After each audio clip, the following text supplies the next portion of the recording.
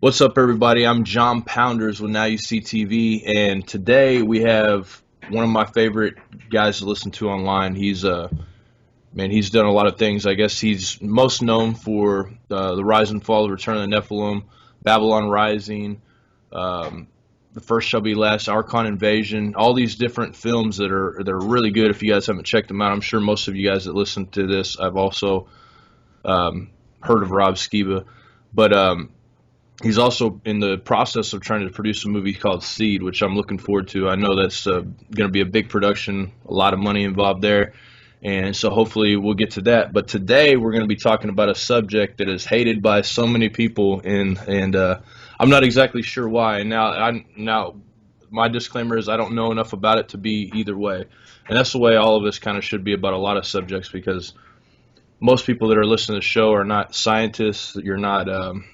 You're not mathematicians.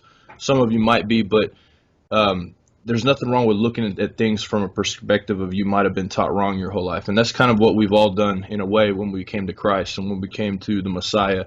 We looked at things and realized that's not exactly the way things are, and we decided this is how we're going to live our life. So this subject right here, I've heard it called demonic. I've heard it called just plain out idiotic, a lot of different things. But how much do you guys really know about this subject? Because I can't say that I know enough about it, but I really don't understand the people getting mad about it. But anyway, Rob, how's it going, man?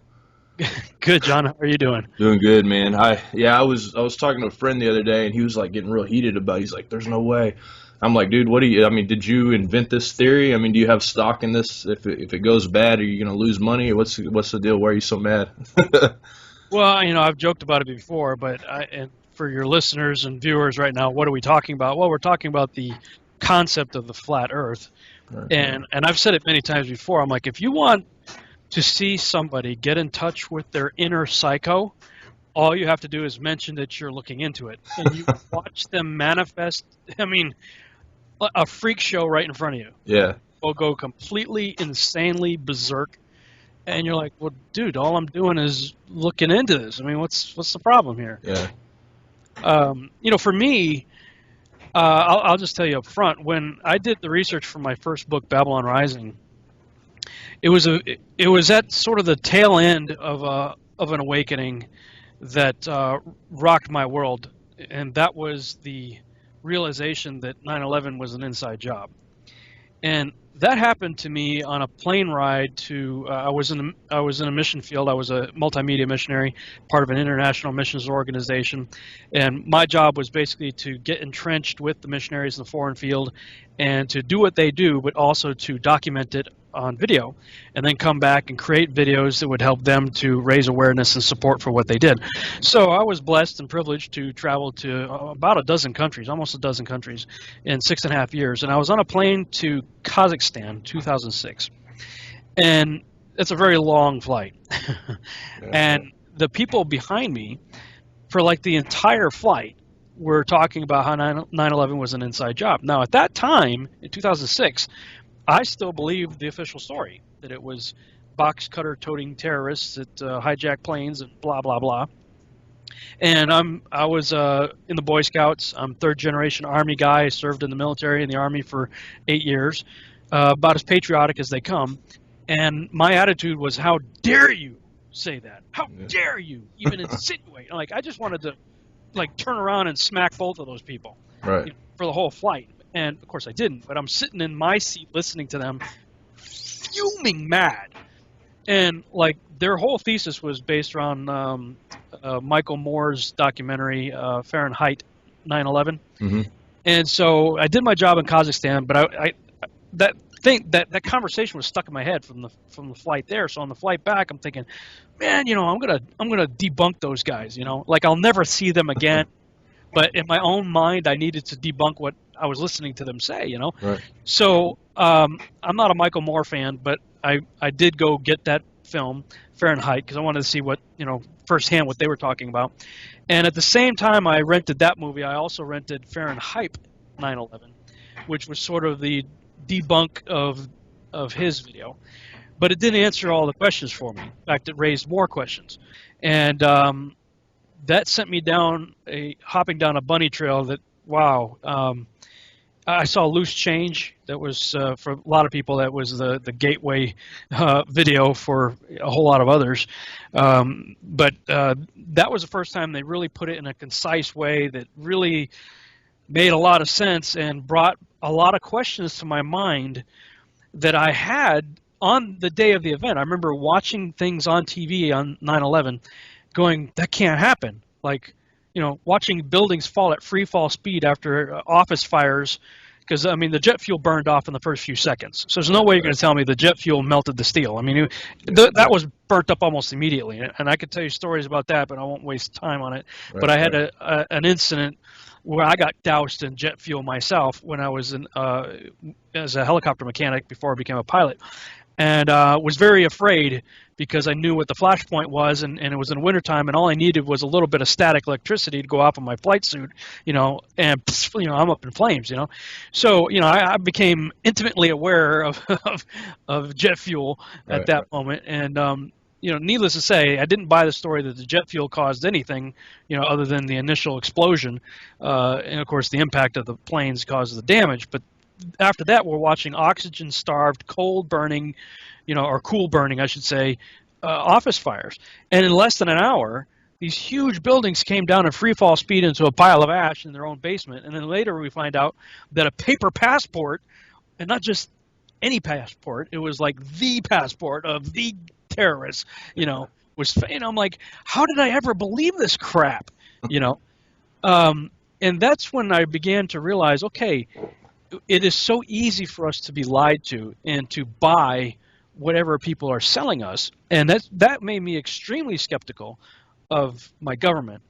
And then when I, a few years later, in 2009, going to 2010, when I got real intentional about doing a lot more research on all this stuff, realized all our presidents are related to each other. And I used to be a very politically active guy, rock the vote and tea parties and, all that stuff. And, I got my sticker, I voted, blah, blah, blah. And by the way, I just went like this. So some knucklehead out there is going to say, whoa, Rob's doing 666. All right, you're an idiot, okay? If you're going to say that, you're a freaking moron, okay?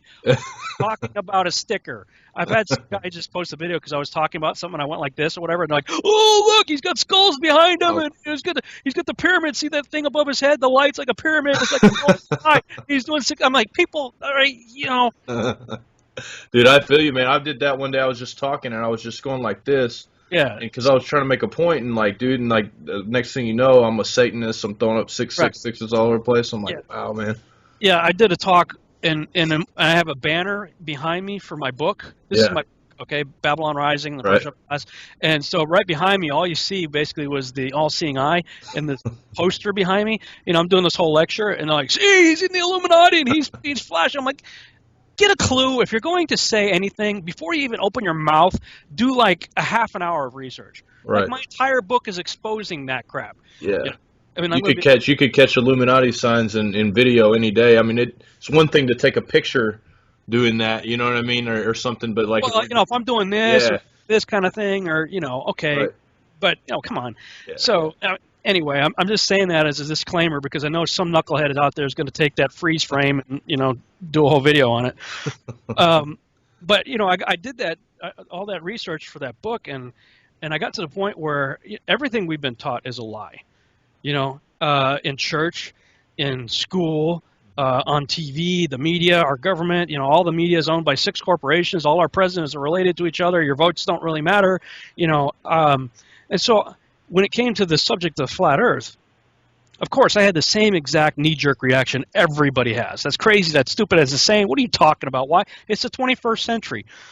But at the same time, I had in the back of my head going, well, what if that's a lie too? I mean, everything else is, it seemed like.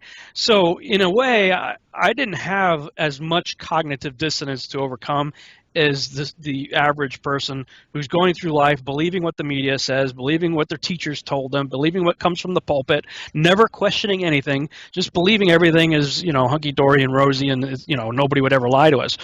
Right. So I find the most resistance in the greatest measure of psychosis comes from the people who spend a lot of time watching TV and believing it, after television, it's tell-a-vision. Tell-a-vision.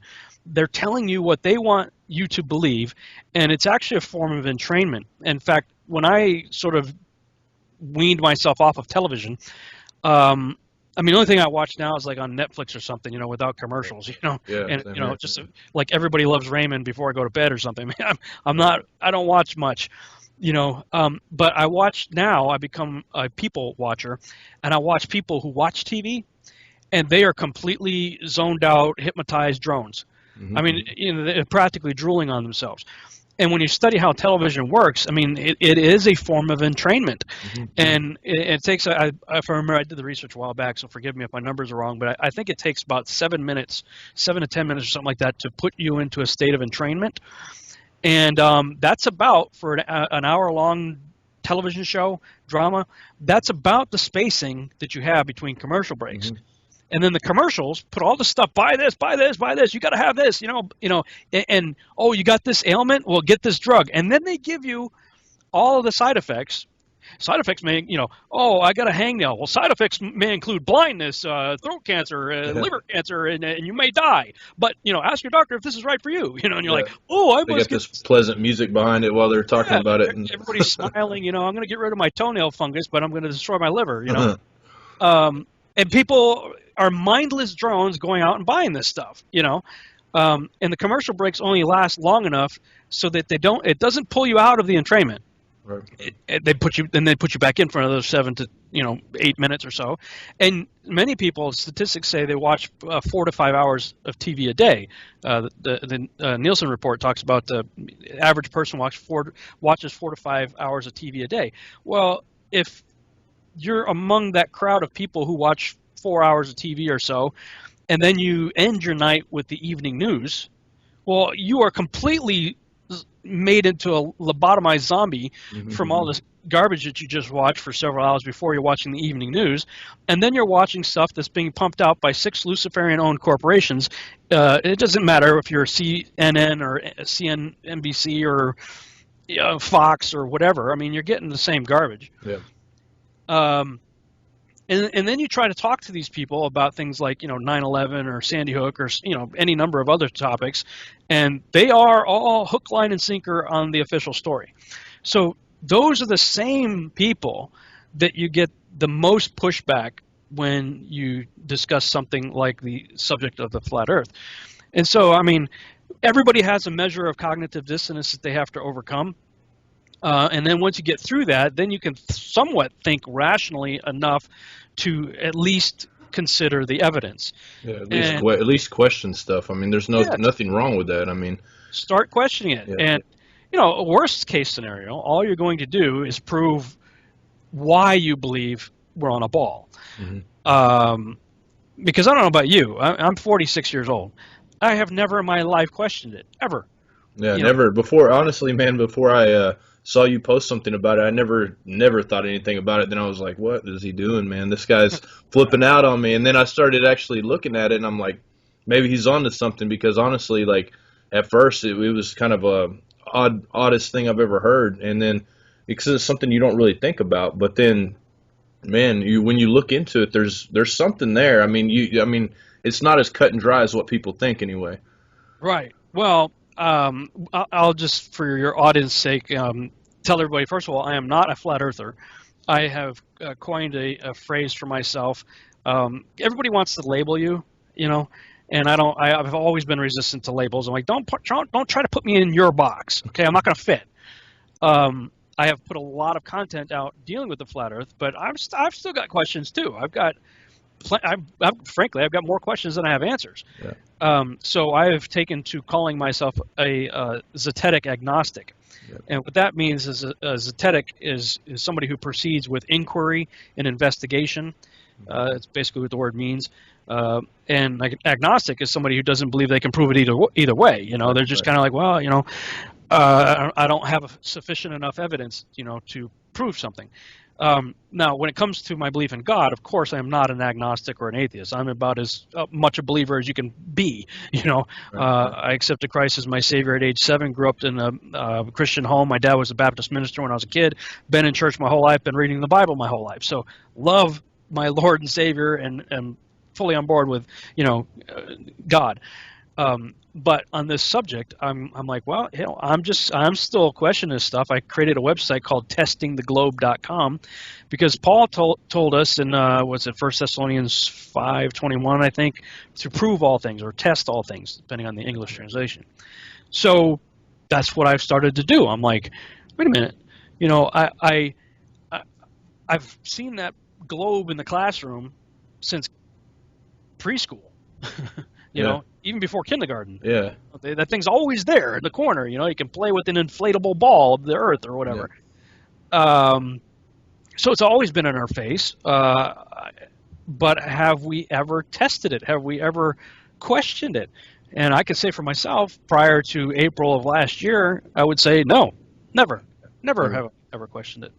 No, never, man. I was always.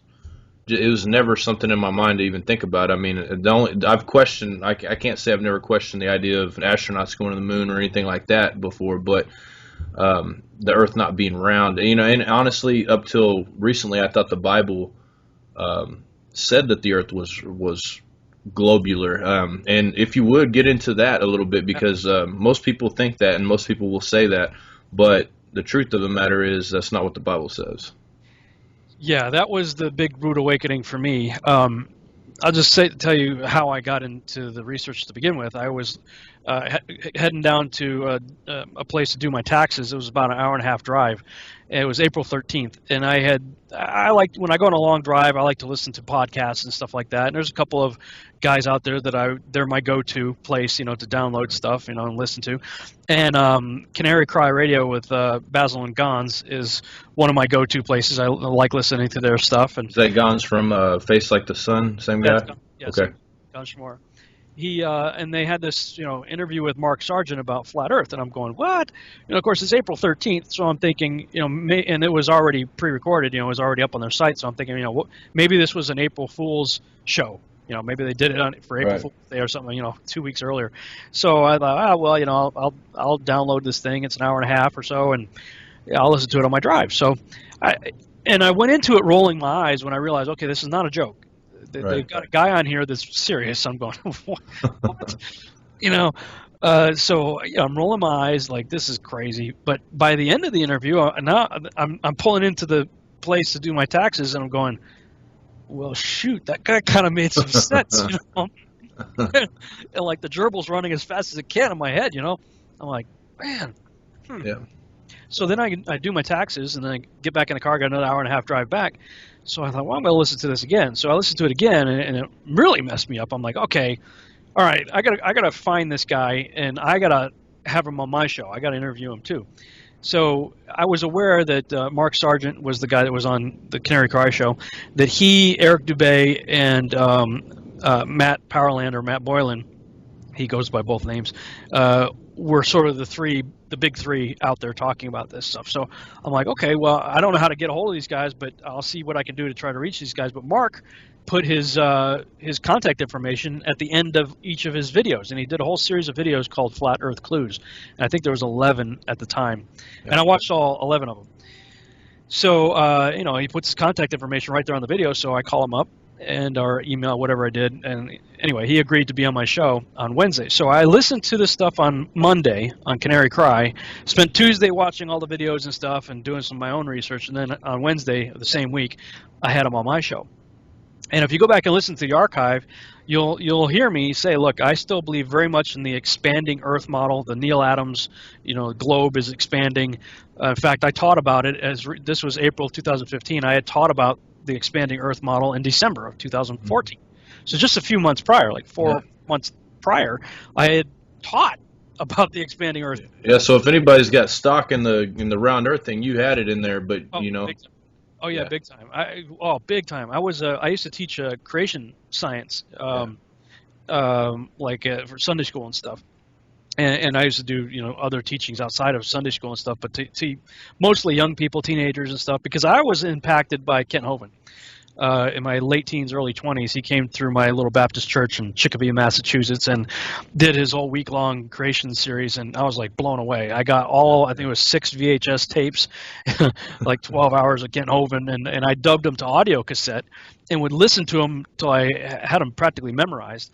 And then I would basically formulate my own teaching sort of around what I learned from him and Carl Baugh and Henry Morris and a lot of the other big name guys up in the creation evolution debate, Right. And so they like Kent Hovind and Carl Baugh taught the canopy theory, that the Earth is the firmament. Right. in Genesis is talking about a canopy of ice that was surrounding the Earth. And again, I taught this myself, that was probably impacted by something and destroyed either from outside or inside when the fountains of the deep broke up and whatever. And the 40 days and 40 nights of raining was basically the ice canopy disintegrating, and it flooded the Earth. And it's a pretty cool theory. Believed it my whole life, pretty much, as I was first introduced to it. And so, but I have Mark on, and I'm talking with him, and I'm like, okay, I still very much believe in the globe. I still very much believe this, but tell me more. You got me interested, Yeah. So, and as he continued, I'm like, okay. So when I got off with him and finished the interview with him, for the next week or so, he challenged me. He said basically something to the effect of, okay, you say you believe you're on a globe, great. Prove it, but do so without using NASA, the government, or the military. Well, that's a pretty hard challenge because all the information we have about the globe is coming from NASA, the government, or the military. Right. So, my first reaction was, well, we've all seen the picture. In fact, I grew up, but I had this wallpaper on one whole wall of my bedroom. I had like I was a cellar dweller. I grew up in New England. We have basements, and so I had my bedroom, and there was a little room attached to my room that was sort of like where I would do arts. I'm an artist and stuff, and so I do artwork and stuff. And so that whole wall was a mural, allegedly an actual photograph taken on the moon of the moon's surface with the Earth in the background. Yeah. And it was the famous Earth picture we've all seen. Every one of us have seen it. The Apollo 17 picture. It shows the continent of Africa and Antarctica, and it's got sort of a Nike swoosh-looking cloud, on it. We've all seen the picture. Well, I mean, I lived with that image in my face like my whole life, So I was already questioning for a number of years now the Apollo missions. I am now fully convinced that the Apollo missions are garbage, that they never did go to the moon, or if they did, they certainly didn't do it the way we were told they did. So I was already on that page. Then I saw footage, I think it was the documentary, A Funny Thing Happened on the Way to the Moon, I think is the title of it. I've watched so many, I forget which one now, but it shows the Apollo 11 crew faking the imagery of the Earth by pulling back in the capsule and shooting through an oval window. And so if you imagine this is the oval window, and behind the oval window is the Earth, well, and the oval window is kind of at an angle like this or like this. It's creating it with the iris, set to the illumination on the outside. The whole inside of the capsule is completely black. Right. So the illusion you end up with is that's the Earth. Right. In its whole global sphericity, spherical. Yeah. And I believe I've seen you recreate that before, or somebody recreated it. Yeah, I did. Okay. I'm thinking about this is April. I'm thinking about all these things. I'm watching these videos. I'm like, what? And then I start seeing all these images because that's not the only image of the Earth. I mean, Google every now and then for like Earth Day will put up a new blue marble picture, from NASA. This is the latest blue marble of the Earth. Well, if you look through the blue marble series, even NASA tells you these are composite images. And I'm going, wait, what? I mean, why are they using words like composite and 3D and, CG and all that? Why? Wait a minute. And then I see a video on the Jet Propulsion Laboratory website, JPL's website, showing supposedly footage shot by, through, I think it was Galileo, the Galileo space probe, if I remember right, back in the 90s, showing a 25-hour time lapse of the Earth doing a complete rotation. Well, but if you watch that video, the clouds are not moving in 25 hours. Right. you're watching this blue marble, and that's all it is. It's a blue marble. It's not the Earth. Yeah. Rotating 25 hours, and the clouds are not moving. Right. And And we all know that's not possible. Anybody that knows anything about where clouds form and how they roam, we know that's not possible. crazy. Yeah. I mean, you could take your iPhone right now, go outside, and set it up to record the sky for an hour, bring it into the computer, and speed it up, do a time lapse of 1 hour, and you can see clouds doing all kinds of crazy stuff. And yet, here's the whole Earth in 25 hours. The clouds are not moving. So now I'm like totally wigging out. I'm like, wait a minute. all these pictures of the Earth are garbage. Apollo can't be trusted. I go to the Apollo 17 page of NASA's website and see the famous picture. It's called "A Scientist on the Moon." Download that picture, and because of my other research with UFOs and things like that, there's certain kinds of photo tricks that you can tricks you can do in Photoshop to tell if a photograph has been tampered with, or Right. if it's Yeah, legit. I saw that video you did too. That was cool. Yeah. Yeah, I mean, I did it live on Josh Peck's show. Showing by adjusting the levels, the contrast, and stuff like that, you can see things that start to manifest that are not immediately visible on just the picture. Right. And when I did that to the Apollo 17, the same mission that shot the one that was on my wall that I saw my whole life and in every textbook I've ever seen, well, I adjusted the levels on this picture. It shows a scientist in the front, in the foreground, and behind him is the Earth. And when you adjust the contrast and stuff, you end up with a rectangular box Yeah. around the Earth. Right. And what? And now other people are like, "Oh, Rob, you're an idiot. That's just JPEG artifacting." And what they accused me of is because when I did that video live with Josh Peck, I zoomed in on the Earth because the Earth, is real tiny behind the guy's head. So I zoomed in on that and then adjusted. And they said, "Well, you should have zoomed back out for the audience, to see, because you'll see the jaggy edges around everything, around the flag, around the flagpole, around the Jeep thing, or whatever, the buggy that they had, and around the astronaut." I said, the problem with that is everything followed, like, okay, if this is an object that was in the scene, you would have jaggies that would follow the contour of the object. So the flagpole had jaggies, but it was following the contour, like steps all around it. They didn't form a whole shape around the flagpole, or a square around the astronaut's head. And yet on the Earth, when you had a circle, you would think you'd have just jaggy steps all the way around it instead of a rectangular box. Yeah. So now I'm going, wait a minute, I can't trust Apollo 17 anymore, which means the picture we've all seen, at least in my mind now, is completely suspect, and all the other pictures are garbage. And then NASA releases a new one, a brand new one. Yeah, here's a new blue marble. And if you look at it, flip the image upside down, the clouds are spelling sex.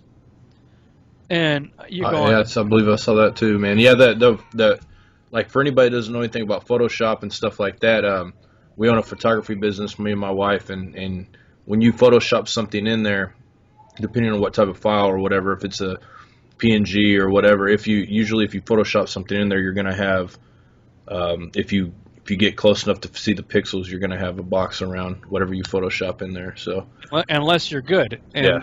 And I would say that a lot of those pictures that came out were before. I mean, actually, if I remember right, again, I do so much research, so sometimes things get jumbled up in my head, but I believe Photoshop was created the same year the Hubble went up. Maybe so.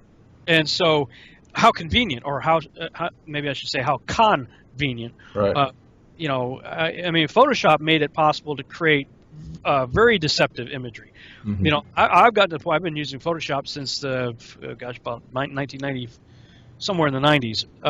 So, I mean, I live in it every day. Every day I'm doing something in Photoshop. I'm to the point now where if you gave me enough time, I could make you believe anything. Yeah. Anything. I mean, I'm getting good enough with the masking tools and stuff like that you're not going to tell. So it makes me wonder, either NASA's hiring incompetent Photoshop people, or the artist who's being commissioned to do this probably had to swear it, under a oath of non-disclosure or whatnot, that they can't talk about anything. But their way of exposing their own lie is by putting things in the imagery so that other people will go figure it out. When you join the military and you get into certain programs and doing different things, a lot of times you'll have various levels of secret clearances, and you have to sign off that you're not going to say anything about this stuff, and if you do, the penalty is pretty severe. So, if some of these artists that got hired by NASA had to sign non-disclosures, well, they can't come out publicly and say, hey, this is what I did. I'm the guy that made the Pluto picture look just like Pluto from Disney. But they can put things in the imagery that anybody else who is not completely droned, brainwashed by media could start doing the investigation and say, wait a minute. Yeah. Why are the clouds spelling sex? Stuff like that. Yeah. So that was the path I went down first. Now, in retrospect, the path that I should have gone down first would have been the scriptures, because that's where I don't get my truth from NASA, the government, or the military, or anywhere else. I get my truth from the scriptures, from the Holy Spirit. That's it. Right. So, as a Bible-believing Christian, that should have been the first thing I did. It was like, okay, I'm going to check this with the scriptures. No, the first thing I did was check the photographic evidence. And then I thought, well, okay, now, like, my world, pardon the pun, is turned completely upside down. I'm going, okay, I can't trust the imagery. The photos, the videos are garbage or questionable at best. Right. So, in a court, forget it. That's not admissible evidence anymore.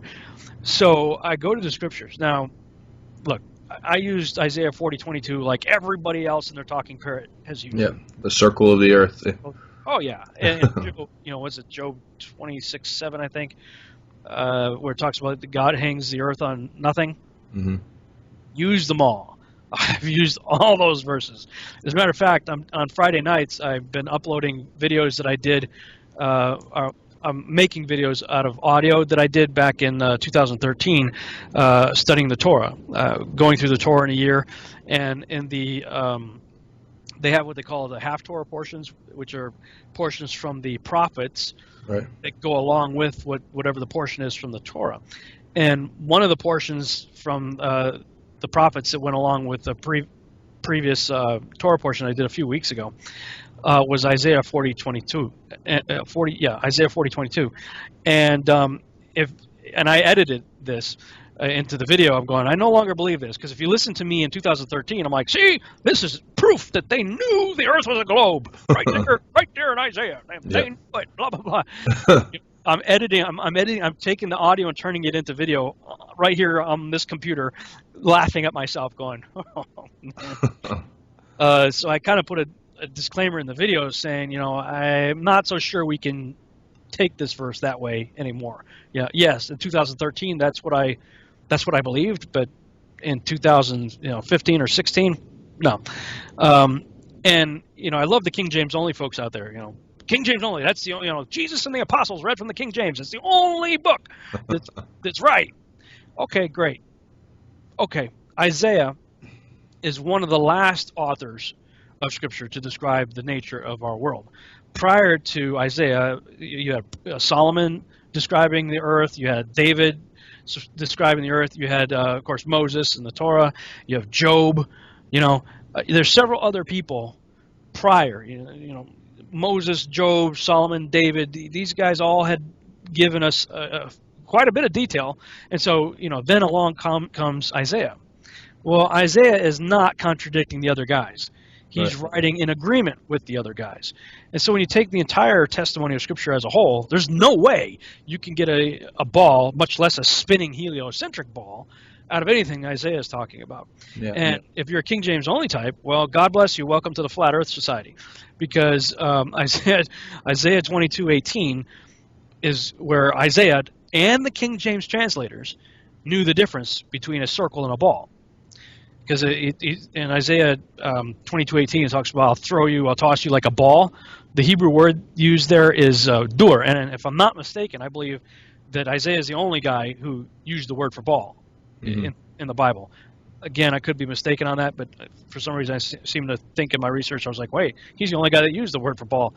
Whatever the case may be, the word ball shows up in Isaiah's writing in Isaiah 22:18. So he clearly knew the difference when he got to 40:22, but he didn't use the word for ball when he described the earth. He used chug. He used the word for circle or compass or circuit. Right. The whole idea is something that's circular but not spherical. Mm-hmm. There's a difference between a ball and a circle. I mean, Right. and round. It's one of those words. Round and circular do, describe things. They're good, but that doesn't necessarily mean spherical. You could have a circular round table that is totally flat. Right. Yeah, it makes sense. And so now I'm going, what?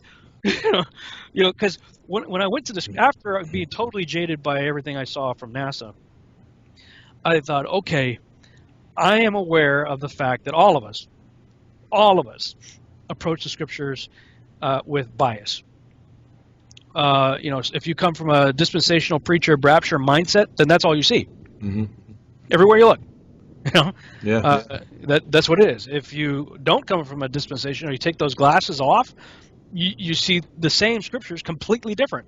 Mm-hmm. So I'm going, okay, Lord, please, whatever biases I'm bringing with me, whatever glasses I'm wearing, remove them from me. Please, just take them off of me, and I'm going to do the best I can to approach your scriptures and just let them say what they say without trying to put my preconceived biases on it.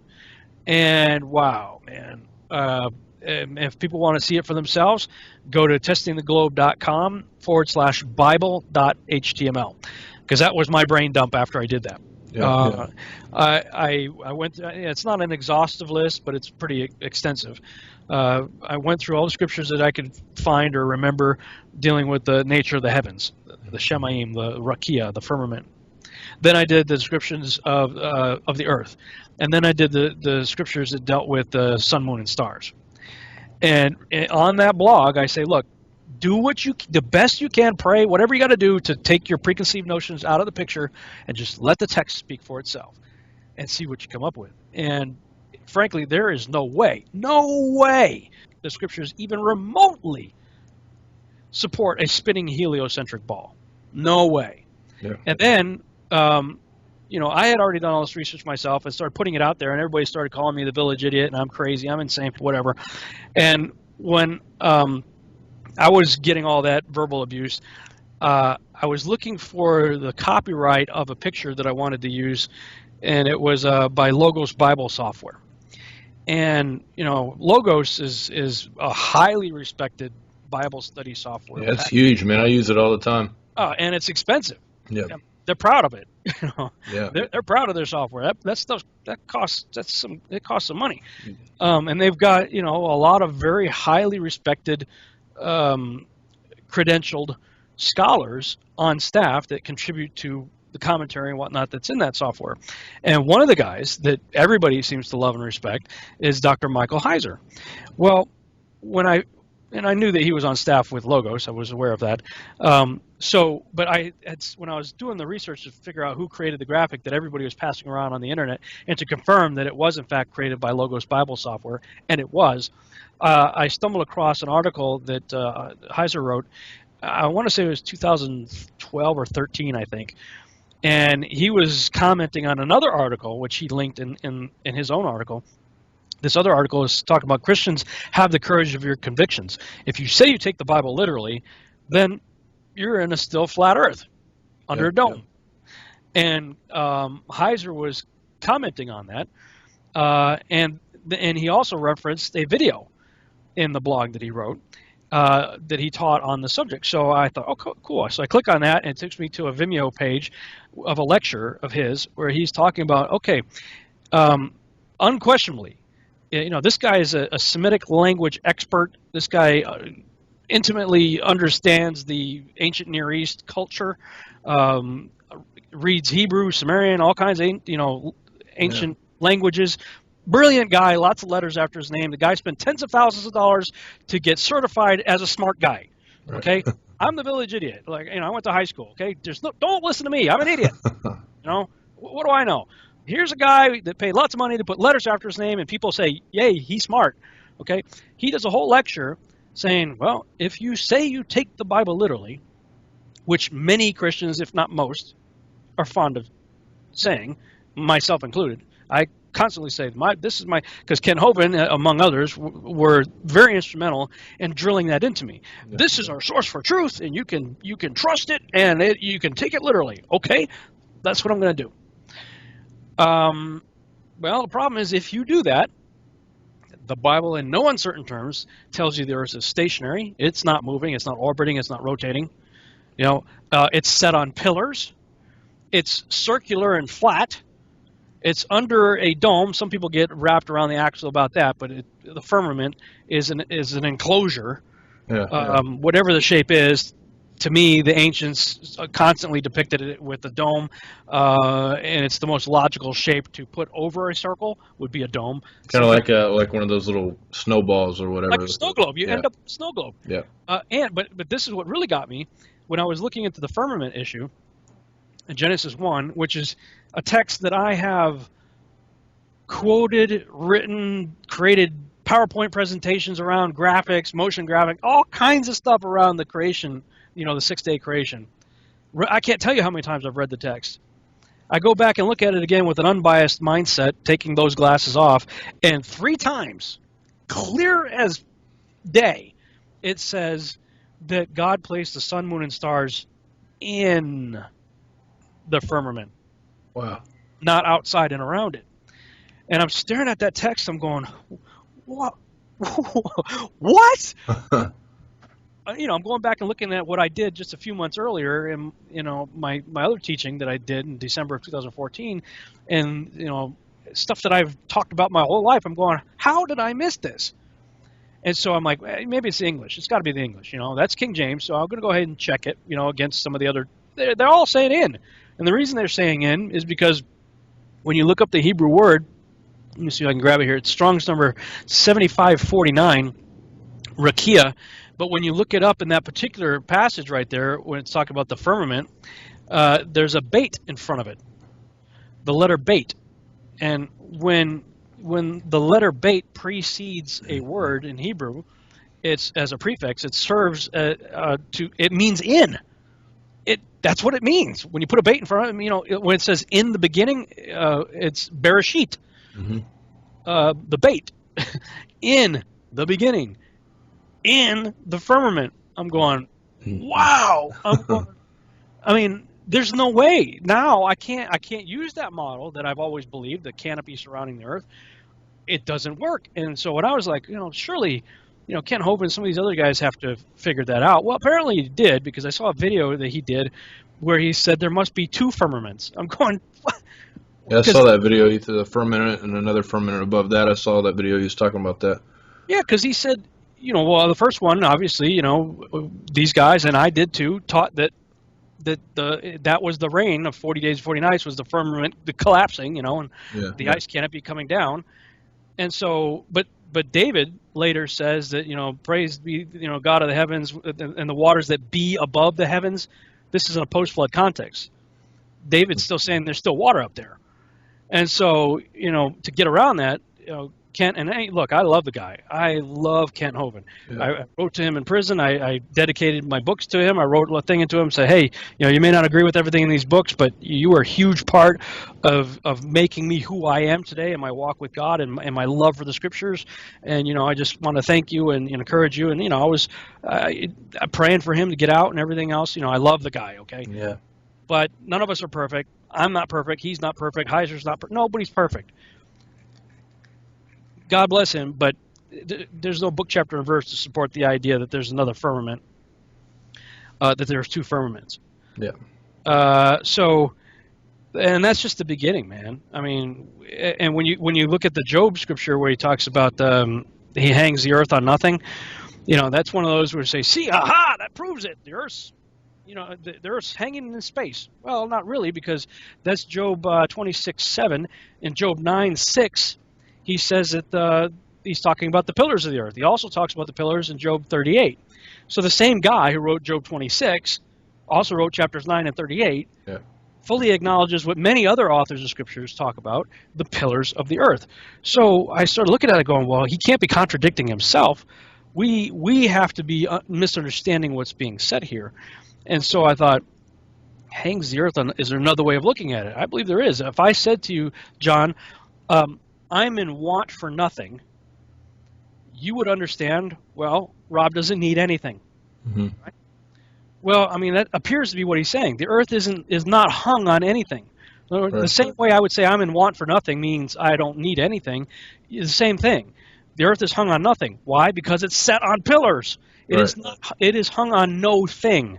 In other words, it's not hung on anything because Job himself acknowledges that it's sitting on pillars. Right, and I don't see how, like, even if it does mean it's hung on nothing, to me that doesn't mean anything necessarily about it being round or globally, or I don't, you know what I mean? Like, I can think of a table, maybe it's sitting up and being hung on nothing. I mean, it's just. Yeah, it certainly doesn't argue for the spherical nature. It's not a real strong argument, that's for sure. But yeah. No, we've got the earth surrounded by water. He's created the firmament to separate the waters above from the waters below. So what I envision in my mind is essentially a bathysphere. If you think of a bathysphere, it's just something that's like this. It's got it's in the water, so there's water above it, and there's water below it. But inside there's an air pocket. Yeah. And you could sit in the bathysphere and look at the water that you could be under a lot of water in a bathysphere, but you're protected with this circular opening down below you that you could dive down and swim out if you want to, come back in, Proverbs talks about he inscribed the circle. Well, you look up the Hebrew word for inscribed, it's chakak or kalkak. I'm not sure how you pronounce the word in Hebrew. But if you look up the word, it means to inscribe just what you think, like carve in stone, to chisel something into something, like the Ten Commandments, were carved in stone. Yeah. So, I mean, you can't carve a ball into something. Yeah. You can carve a circle into something. And that's what the authors consistently say, that the earth was inscribed, carved, a circle on the face of the deep, and he set bounds, that the waters would go no further. And I mean, when you take all the descriptions given, man, you end up with a snow globe. And any scholar worth his salt, being honest with the text, not just with the Hebrew text, but understanding the understanding that all the ancient Near East, I would say the whole known world, the ancient world, had some general concept of the same thing. Some of the descriptions are a little bit, they vary, here and there. But pretty much anybody who's being honest with the text, secular, religious, or otherwise, will have to acknowledge, and they do regularly. The only ones that deny are the people that are in denial. Right. Because if you do any research on it, you'll see, scholar after scholar after scholar saying, yep, the ancients believed, and the way they describe what the ancients believe is, we're using words like snow globe today because it's an easy descriptive for all of us to, we can associate with that. Of course, the word snow globe never showed up in any ancient text. Right. I got some people are going off, man, there's snow globe. Nobody ever said snow globe. I'm like, really? You're going to have, arguments people are coming up with. I'm like, of course they didn't. But they described the earth under a canopy dome structure, circular and flat. That's a snow globe. Yeah. In today's, our modern understanding. We have a model. If you're looking for a model, it's a snow globe.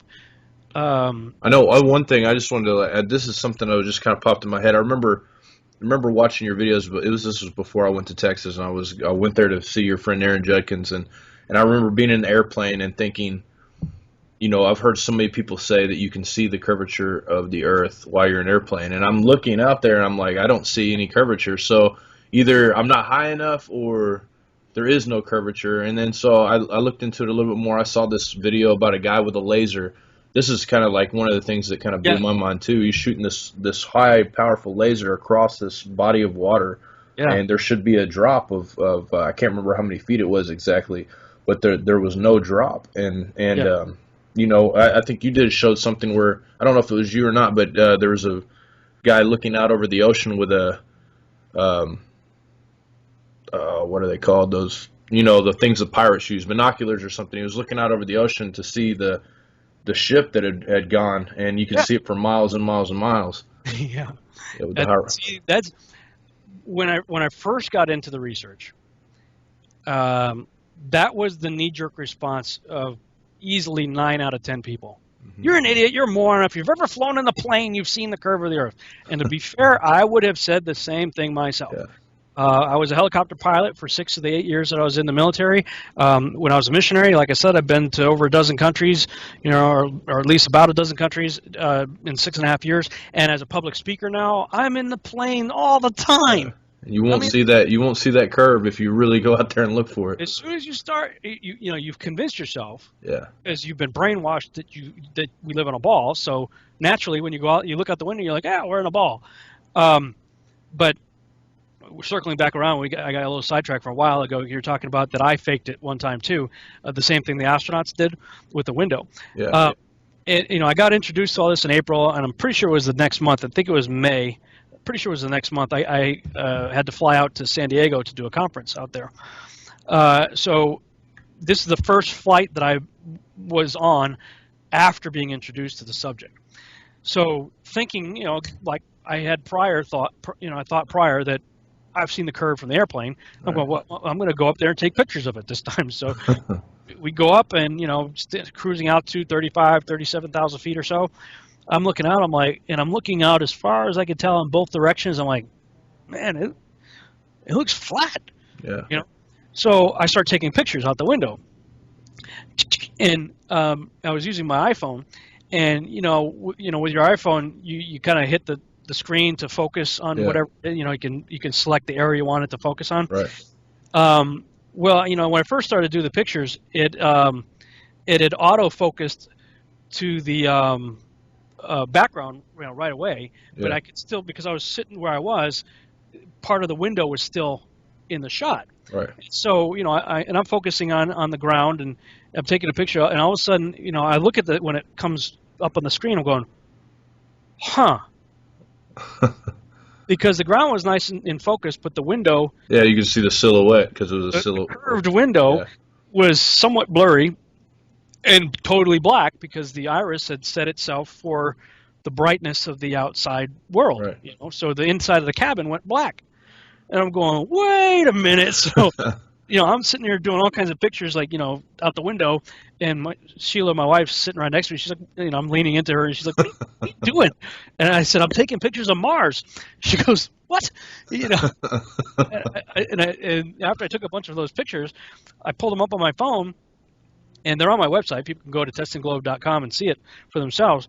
If I showed anybody out there those pictures and just said, hey, check out the latest picture of Mars from the Cassini space probe or whatever probe's out there now, in the area, most people would just not even question it and totally believe that what they were looking at was Mars. Yeah. The problem is they were looking at New Mexico at 37,000 feet out the window of my Spirit Airline flight. Yeah. And I'm going, how easy is it to just completely deceive? That's a simple photography trick. Never mind what you could do do it with an iPhone. with an iPhone, no less. Never mind what you could do with off-the-shelf software you can get for $300. Yeah. Or download Blender for free as a 3D authoring software. The technology now is so good that you could fool anybody into anything. So I'm taking these pictures of New Mexico, and it's looking exactly like Mars, and I'm going, man, we really do have to start questioning everything. And we read in Scripture that there's a strong delusion, a great deception. They'll be so great that even the elect, if it be possible, and I do believe it is possible. Some people take that Scripture where it says if it be possible, and they say, well, see, it's not going to be possible. I'm like, wait a minute. In the beginning of the conversation, when the disciples asked Jesus, Yeshua, what's it going to be like? What are the signs going to be like when you come back? And the first thing he says is, let no man deceive you. Paul later talks about be not deceived. Mm-hmm. Okay, well, why would Yeshua and Paul both be saying, don't let people deceive you if it's not going to be possible to be deceived? It is incredibly easy to deceive. Oh, very easy. About anything.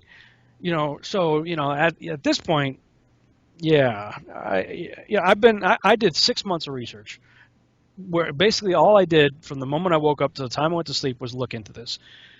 And at the end of 6 months, I got to tell you, man, the evidence is extremely compelling. If somebody asked me, okay, where are you on a scale of 1 to 10? If 1 is hardcore belief in the globe and 10 is hardcore belief in the snow globe, where are you?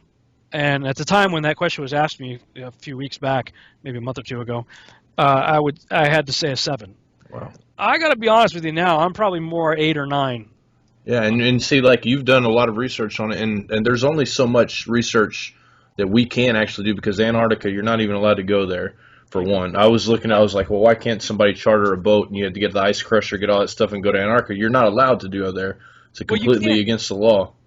This is, a lot of people out there saying you can't go. You can, but you can.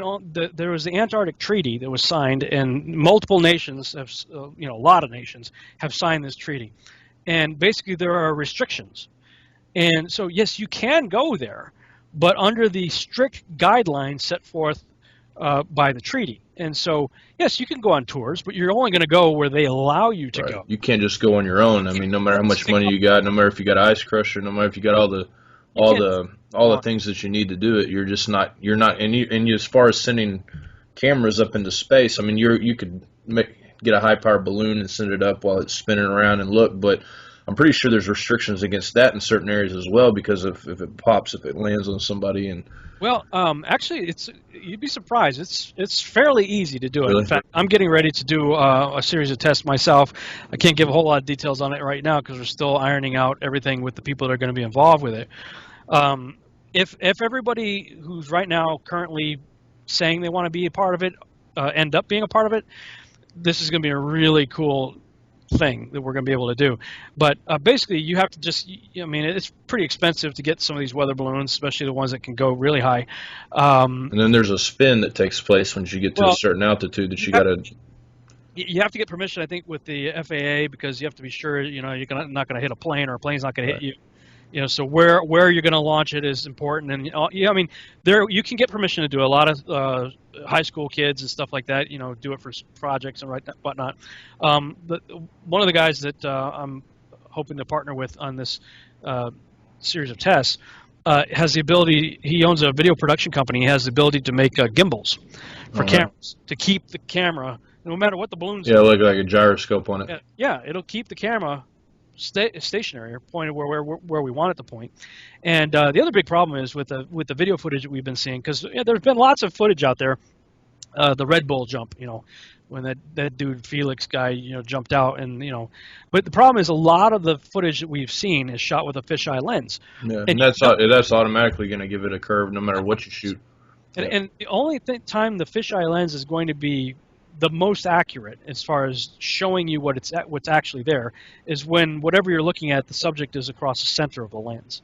Right. And so if you look at the Red Bull jump, it's a serious distortion, because the horizon's like way above, it's at the top of the screen. Mm-hmm. So you got a major bow.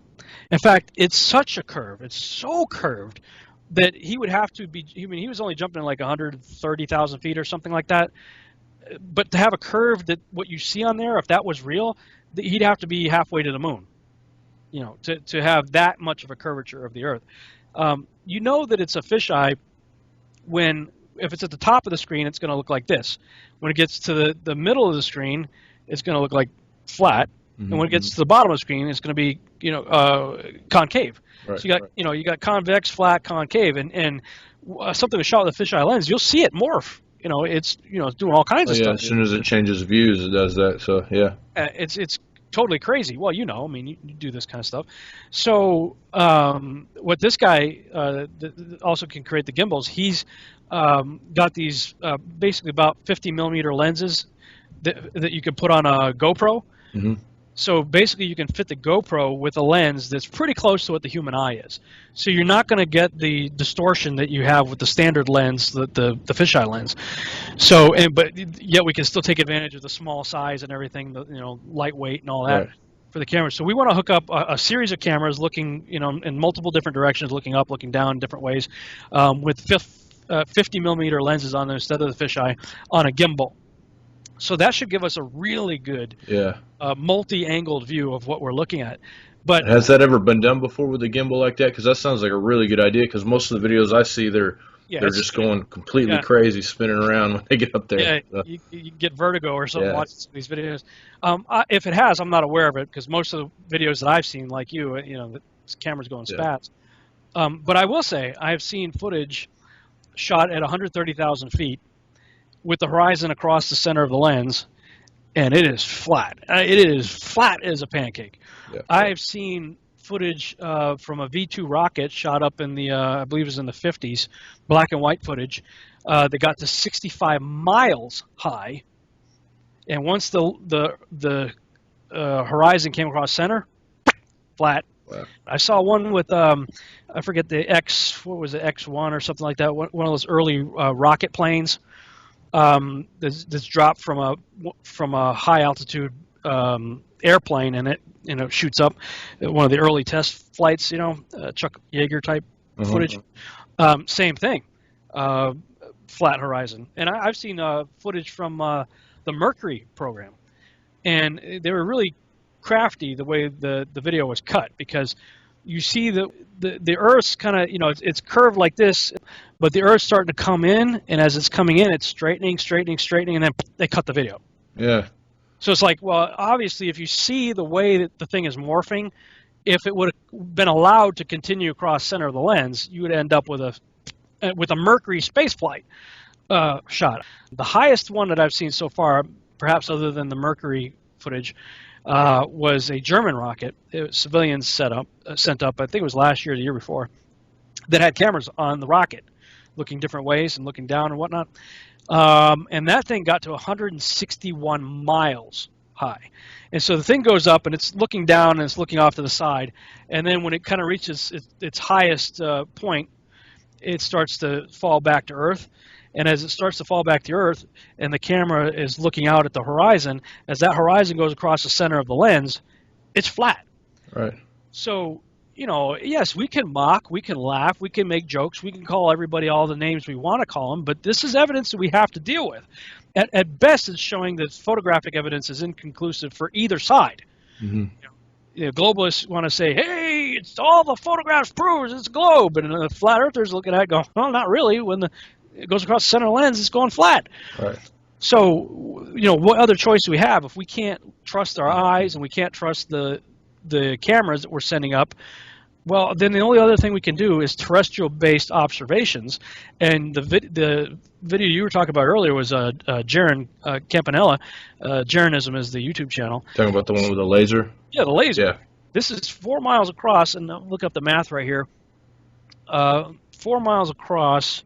And people can go to my website, testingglobe.com, and in the top menu, it says video resources, and you scroll down to the last link in that drop-down menu. It says, I can see for miles and miles. And I called it that because that song by The Who. In fact, if you read the lyrics of their song, I can see for miles and miles. Yeah, it's practically a Flat Earther theme song right there. But right below it is the Pythagorean calculation for how to figure out distance and curvature. So this is not flat Earth map. No, this is math drawn up in CAD based on ball Earth mentality. Okay, right. The flat Earthers didn't come up with this math. This is from spinning ball people that come up with this math. And at 4 miles, the drop should be 128 inches or about 10 feet. Okay, so about 10.67 feet.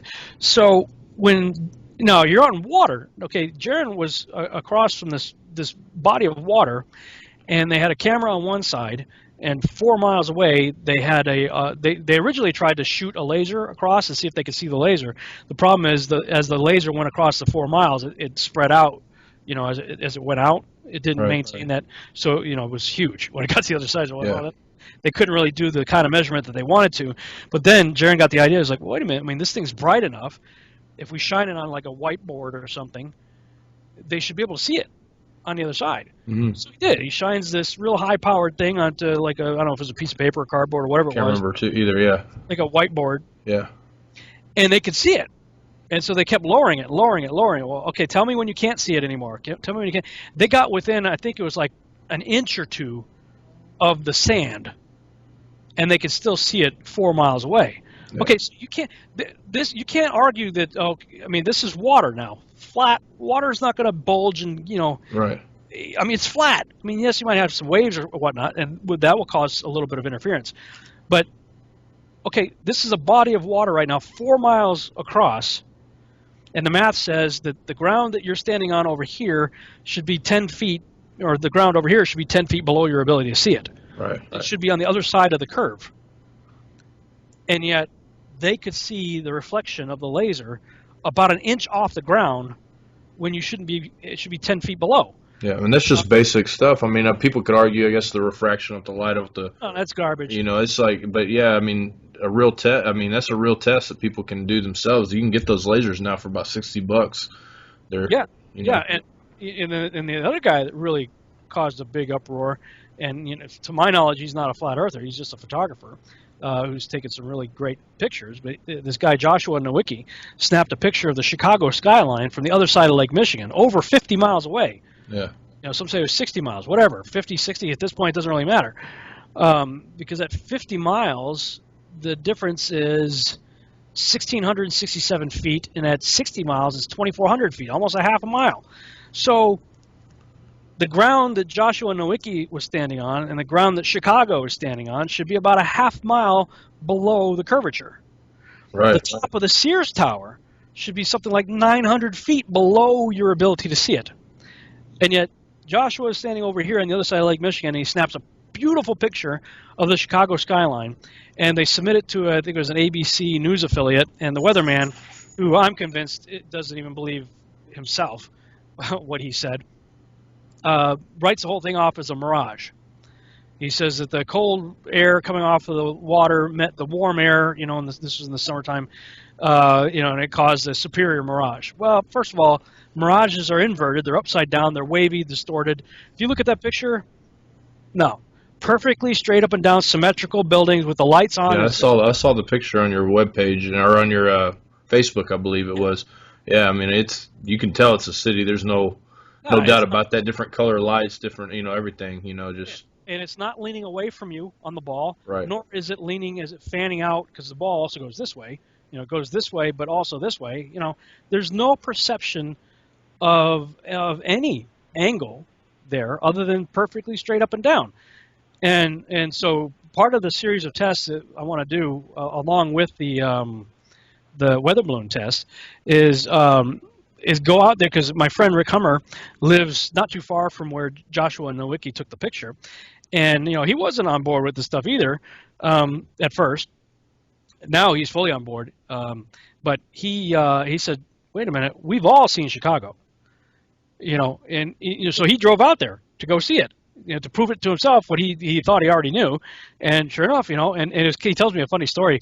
He said he packed his car full of all his camera gear, and he wanted to go down there and check it out, and he was real excited about it. And he got pulled over for speeding. And so the cop pulls him over, and he's got like all his camera gear and stuff, and the guy's like, what are you doing? He's like, well, you probably wouldn't believe me if I told you. And he's like, what are you talking about? He says, well, we're supposedly on the Earth's supposedly a ball, right? And the cop's like, yeah, what are you talking about? He's like, they say the ball is 25,000 miles in circumference, right? Yeah, what are you talking about? He's like, well, we can't see Chicago then. And the cop's like, what are you talking about? I've seen Chicago plenty of times. He goes, well, I've seen it a lot too, but the math says that the top of the Sears Tower should be like 900 feet below your ability to see it. And now all of a sudden the cop's like, yeah, you're right. We should. What? He goes, tell you what, he totally forgot about giving him a ticket. Yeah. And the cop says that the park, I guess, where Joshua Nowicki took the picture was closed or whatever, and the gate was locked or whatever, but the cop had the key or something. And so Rick was telling me, the cop's like, yeah, come on, let's go check it out. So the guy, they go down there, unlock the gate, got there, and they're both standing there looking across the lake. Well, there it is. Man. And anybody that I've had interaction with that lives in that area, they're all saying we've all seen it at all different times of the year. So it's not this the cold air, warm air deal, because in the wintertime when it's cold in the air and on the water, and the visibility is even clearer, they told me. Yeah. So one of the ideas I have, and I wanted to do this in December, was charter a boat. In fact, we checked into some of the local boat clubs, yacht clubs, and whatnot, because we were going to charter a boat on a clear day when we could see it from the other side and point the camera at it and just drive right toward it. Because if it's a mirage, then it's just going to magically disappear, and then the city will roll up over the ball, and then we'll see it. But if it's not a mirage, then all it's going to do is get bigger and bigger and bigger and bigger in my camera. Right. So we tried to charter a boat, and basically the guy said, "What do you guys have, a suicide wish. And we're like, what are you talking about? And they were saying that, the weather conditions on the lake are really bad, and it's extremely dangerous to go across during this time of the year. So, but as soon as the water calms down and the weather calms down and it's safe, that's one of the plans I want to do. Well, let me know when you do it, man. I live not too far from Chicago, so I'll come. Oh, perfect. Yeah. Because, we, yeah, that'd be great. Yeah, that'd be fun. If we all got cameras rolling, then you can do sort of the over-the-shoulder. Yeah, you could be the reality TV guy videotaping all of us talking about what we're going to do. Yeah. And then we'll all pile on this boat and do it. But here's the thing. First of all, this is fun.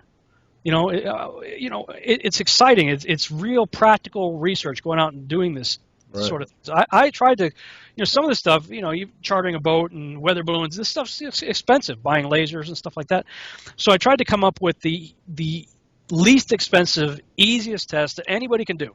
So if you, dear listener, viewer, are questioning all this or think I'm completely insane and whatever, here's a challenge for you. Go to Home Depot and buy a 4x8 sheet of plywood.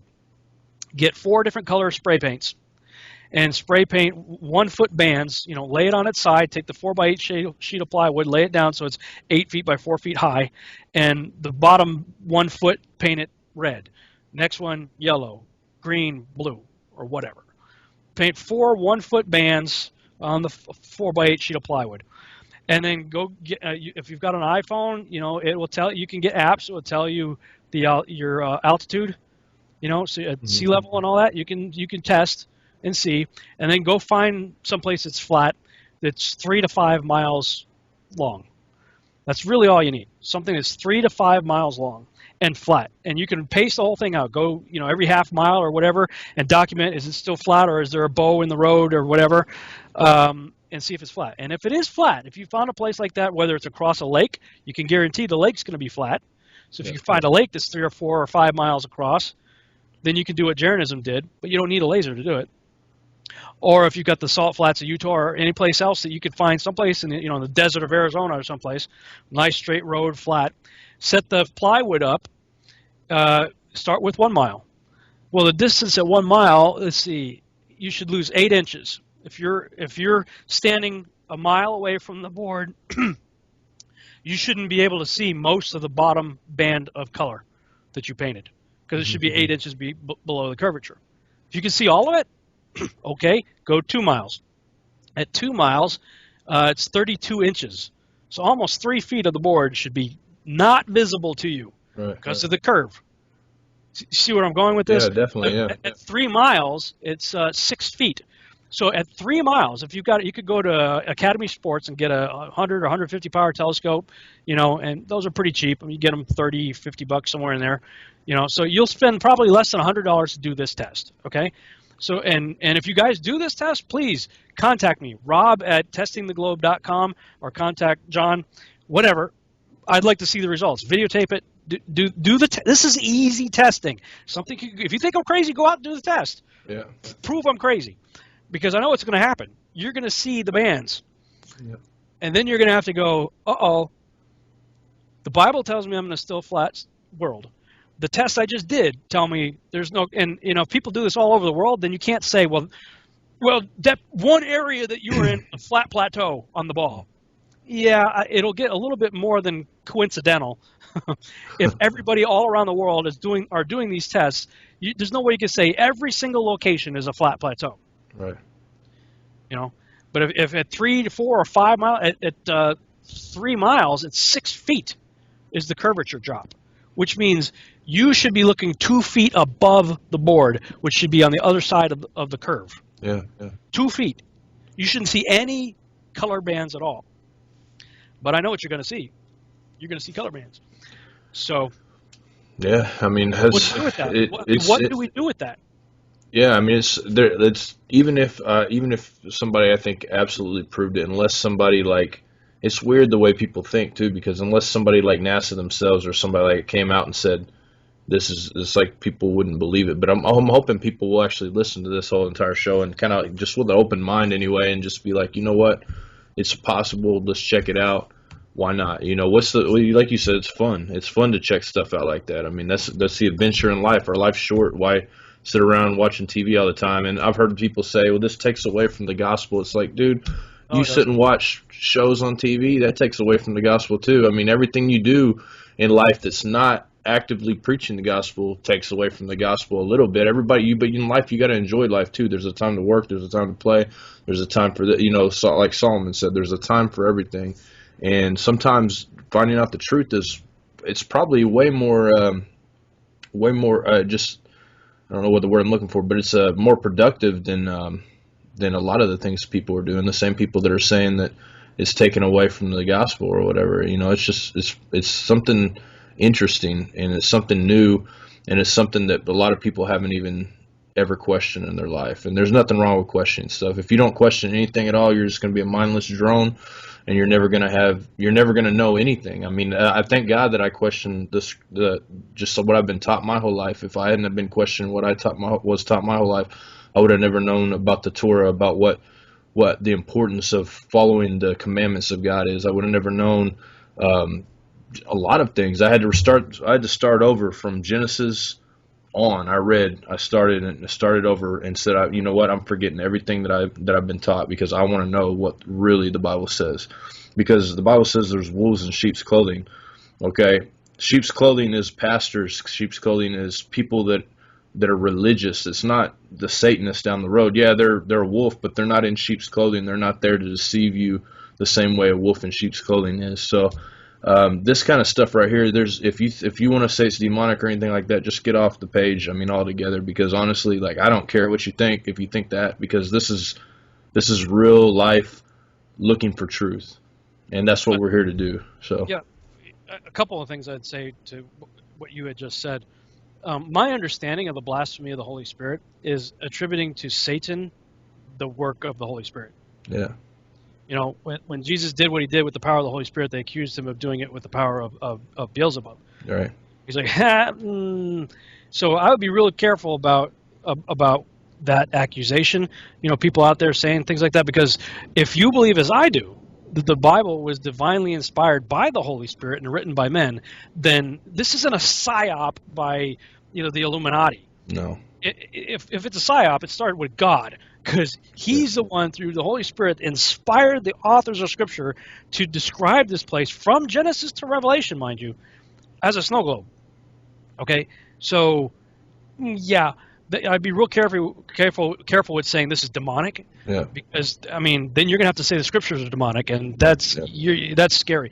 But on the side of this is take away from the gospel. That's an ignorant argument. yeah, Very ignorant. very. In fact, I created a webpage specifically to address that. And if you go again to testingtheglobe.com, and in the top menu it says One Man's Quest for Truth, scroll down and you'll see Flat Earth Testimonies is toward the bottom there.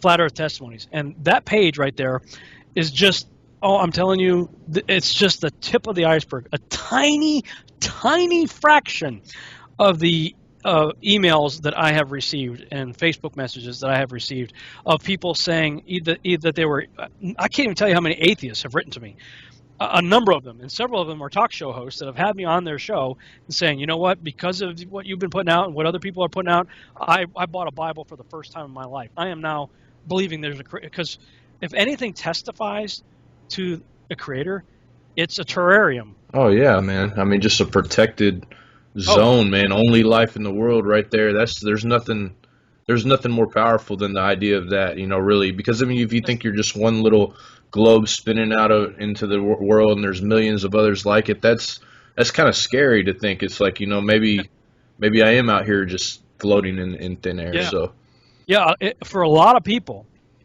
it has brought at the very least, it has brought the concept of God very, very close to them. yeah, They're like, well, wait a minute, he could be literally, like it says, looking down on us. We look like grasshoppers, yeah. Yeah. And that's the one question people have: what's the point in they keeping us from us? It's a flat Earth, and that right there is about as good a point as you can make of why they would keep it from us, because they don't want everybody to believe. It goes back to Genesis chapter 3. People say, what's the motive? Why would NASA lie to us? Why would the government? Why would the military? Why would anybody lie to us about this? Well, you're missing the motive. You're missing the point of the motive. It goes way past way beyond NASA, the government, and military. It goes to Genesis 3, where the serpent shows up and says, "Yeah, has God really said that? Yeah. Yea, hath God really said?" You know, God says we're under this firmament thing on a circular plane set on pillars. Yeah, did God really say that?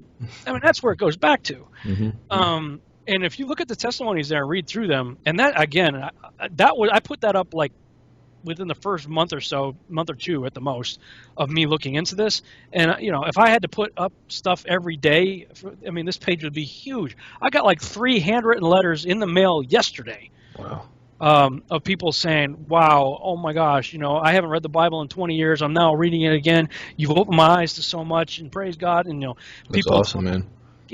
So I would say, if you think this is a hindrance to the gospel, you are completely clueless. Yeah. Because that has not been my experience. If anything, I've had, oh my gosh, the opportunities and discussions that I have had as a result of this, for people who are actually willing to have the discussion. Secular, atheist, Christian, or whatever, I don't care. It drives the point home that God is very near, and He's watching, Yeah. and He wants to have a relationship with you. So to me, this has been nothing but I mean, when I was doing standard evangelical mission work, just doing your typical evangelism, I saw good fruit. I've been blessed to lead a lot of people into a knowledge of a saving relationship with Jesus Christ, with Yeshua. When I left doing standard evangelical mission work to talk about aliens, UFOs, and cone heads and Nephilims, I started getting even more fruit in my basket, because that stuff started to address issues that a lot of people become. They become atheists and agnostics because they don't get very far in Genesis if they start reading the Bible, and God's saying kill everybody. Yeah. He's wiping out stuff, and wipe out kids and women and all that. You wonder what is he talking about? You're right. This type of research Yeah. explains why that was happening. And all of a sudden now he's not this crazy schizophrenic, prejudiced God into random acts of genocide, but he's just this amazing, loving, caring God who wants to protect his good creation from these abominations that were created that had only evil continually in their heart and mind. I mean, it's a whole different paradigm. So that research opened up a lot of doors and brought in a lot of fruit. It explains evolution. It explains all mythology, almost every religion in the world. That kind of research does, because I remember studying mythology, and first time I watched Zeitgeist's video, I was like, wow, what is this? And then I started seeing like real research done from a biblical perspective, and from the book of Genesis, from the book of Enoch, and through people like you, honestly, people like you and L.A. Marzulli and people along those lines, that I started seeing this stuff, and I was like, because I remember the first time I read Genesis 6 with open eyes, like I told you, I had to read it. I saw that verse, I'm like, what the heck is this, dude? I can't believe I've never seen this in my entire life, and so of course the first thing I would do is I go buy the book of Enoch and I start reading that, and it's crazy, man. The truth is always good. It's always going to be good, even if you don't want it to. Nobody likes to hear their foundation's cracked. If somebody came up to me today, was like, "Dude, your foundation's cracked, dude," I would be like really upset about it. But at the same time, it's like I know I got to fix it, because if not, my whole house is going to fall down. And that's the same way with the truth should be to everybody. If you see the truth, you should fix the way you believe, because you probably have more stock in the global earth theory than most of the people that are arguing with you against, because you taught about that. I mean, there's a lot of stuff that you taught, but you're willing to admit that you're wrong, which I think draws people to you more, to what you're saying more, and that's a testament to who you are. So thank you. Yeah, I mean, for me, it's not an ego trip. I don't care. Look, we're in a day and age, especially for content producers, that unlike any other time in the past, it used to be very, very costly to be wrong, which is why a lot of the published authors will never admit it, because they'd have to. I mean, you would have to spend thousands of dollars when you publish through a publisher. You got to invest a lot of money and believe in what you're writing, to spend the money that you have to spend when you go through a publisher. But with Amazon, you can self-publish. If you're an author out there, I'm telling you right now, you can self-publish for $5. Wow. $5, which means if you're wrong about something, this is what it looks like. I correct the error. I upload a new PDF for free, and I spend $5 for the shipping and handling, and to get a proof back and say, okay, it's good. So I don't care if I'm wrong. If I'm wrong, it's going to cost me $5. Yeah. Maybe a little bit of pride, but I don't care about that. I've already admitted on a number of things I'm wrong. So what? And DVDs are easy enough to spit out a new DVD. Yeah. You can use Google Hangout to make a whole new presentation. So we're in a day and age, if people are not admitting that they're wrong, it's because of pride. Yeah. It's because of ego. And I've debunked myself. I've produced a video, Rob Skiba debunking Rob Skiba. I'm not afraid to admit that I'm wrong if I find out that I am wrong. So you have to. I mean, there's no. Otherwise, you're lying, and that's obviously wrong. I mean, to lie, it's either you become completely ignorant to the fact that you're wrong, or you find out you're wrong. You have to admit it. You have to. If you don't, then you're just a liar. So yeah, you lose all credibility, and people. We're in a day and age, the information age, where people can find out if you're wrong. Mm-hmm. And I tell people all the time, if you've been to any of my lectures, you were at one of them. Yeah. I have a slide, and usually right after the welcome slide, that says, "Don't believe me." Yeah. Don't believe a thing I say. Look, listen to what I'm saying. Take notes if you want to, but go out and search it for yourself. I gave the viewers a test. Go out there with a 4x8 sheet of plywood and do the test. Mm-hmm. Go read the scriptures for yourself. Don't let me interpret them for you. Go read them for yourself. And then do your own investigation on the NASA photographs and videos. And if I tell you something, you can just write it off as Rob's just a lunatic.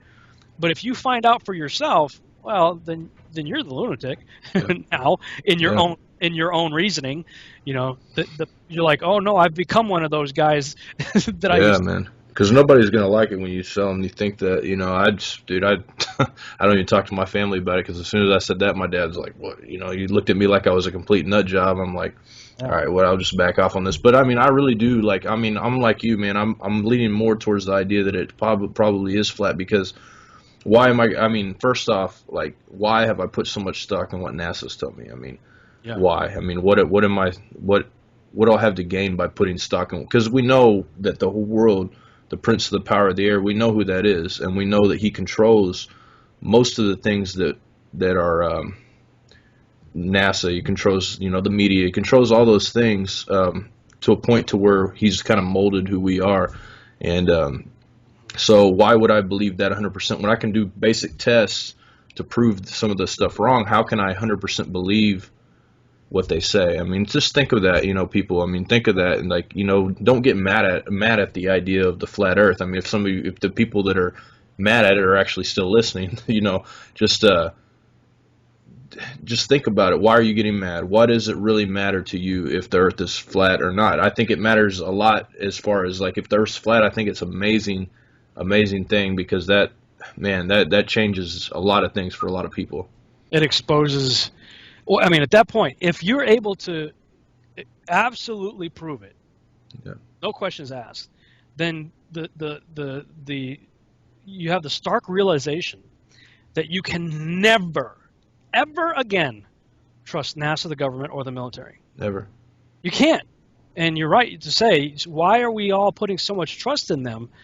I'm not going to paint a broad stroke and say that everybody in these organizations are evil, Satanists, Luciferians, and liars. Right. Look, the mechanic that's building the space shuttle, the engineer that's creating the avionics or the tracking devices or the satellites, they don't have a clue. No. As far as they're concerned, they're building real hardware that's going to go up in space and do what they're told it's supposed to do. Yeah. There would be no reason for them, because some people say this conspiracy would have to be so huge, everybody would have to be lying. No, they wouldn't. No, not at all. The only one, if compartmentalization explains it all, the only ones that would have to be, quote unquote, in on it would be at the highest levels, the ones calling the shots, pulling the strings, and censoring what goes out to the public. Those guys would know. And then the faces that are seen allegedly in space, which would be the astronauts. Right. And when you realize there's 7.5 billion people, I did a whole blog on this. I forgot the exact numbers. I have to pull it up. When you realize there's 7.5 billion people on the Earth, and then you look up how many people have actually been in space, It's a very, very small number of the population that has actually been in space. Let me see if I can find it. Probably too big a conspiracy, yeah. Let me see if I get this number real quick. Okay. According to spaceflight.com, if we use the U.S. Air Force definition of space, then 551 people have been in space thus far. 551 people. If we use the FAI definition, then 545, and they just judge it depending on the altitude of what they consider space. So at the most, 545 people. Let's just say 551. Let's just say 560. 560 human beings, the vast majority of them from the United States and Russia. Mm-hmm. Now, would any of us say we completely trust the government of the United States or the government of Russia? No. Right off the bat, you're going to have to say no. When you realize that most of the people that were in the United States space program and the Russian program come from the military, you realize that these guys are good at keeping secrets. That's their job. Right. And when you take it a step farther and realize the vast majority of those people also are members of secret societies like the Freemasons, Right. secret societies. I mean, okay, let's put it in reality. Let's bring this, this reality home right there.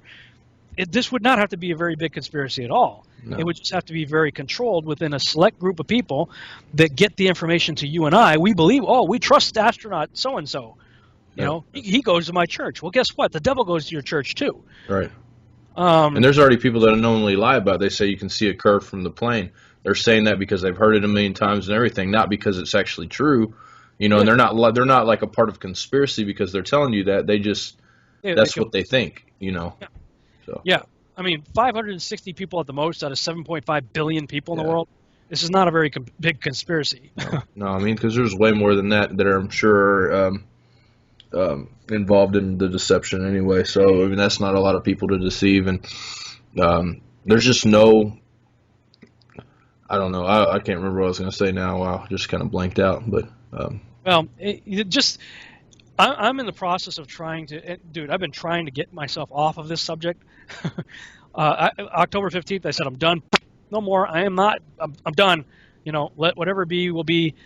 And I've been praying. I'm like, Lord, if this is a distraction, if I'm not supposed to be doing this, if I'm wasting my time, then please reveal that to me so that because I want to be effective for the kingdom.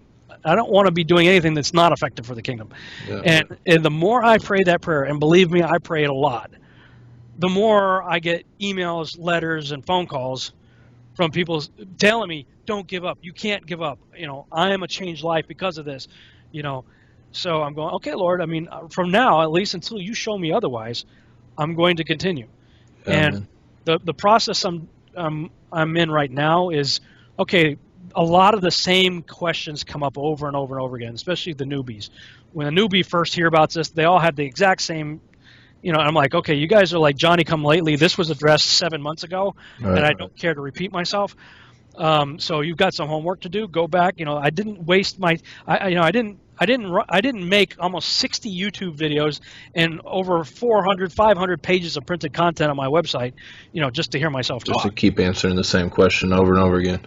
Go there and look it up for yourself. But I'm actually, there are a lot of questions that come up, bing, bing, bing. I'm like, okay, I want to see if I could take maybe the top 10 that come up and like put together a short list of videos that are easy to share. Like, one of the big ones. We've seen ships go over, the curve of the Earth with the hull first.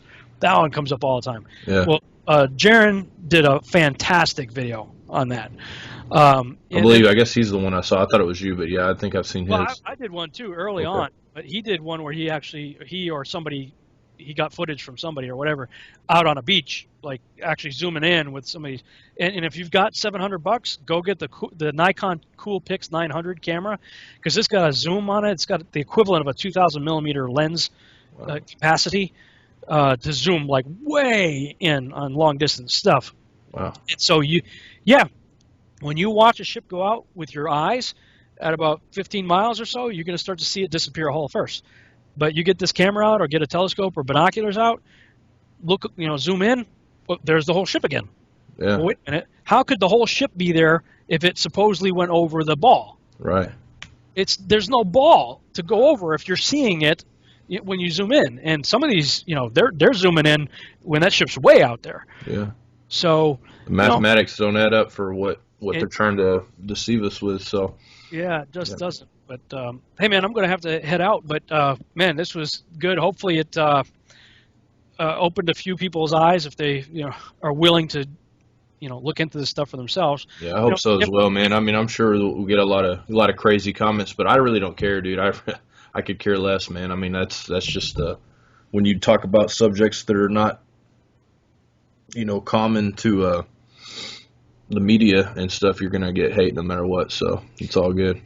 But yeah, man, I appreciate you. I definitely appreciate you coming on, dude. Like I've been a fan of a lot of the stuff you've done for a long time, and hope to link up with you, do more in the future. So. For sure, love to do it again, man. All right, bro. I'll talk to you later, man. Thanks again. All right, thank you.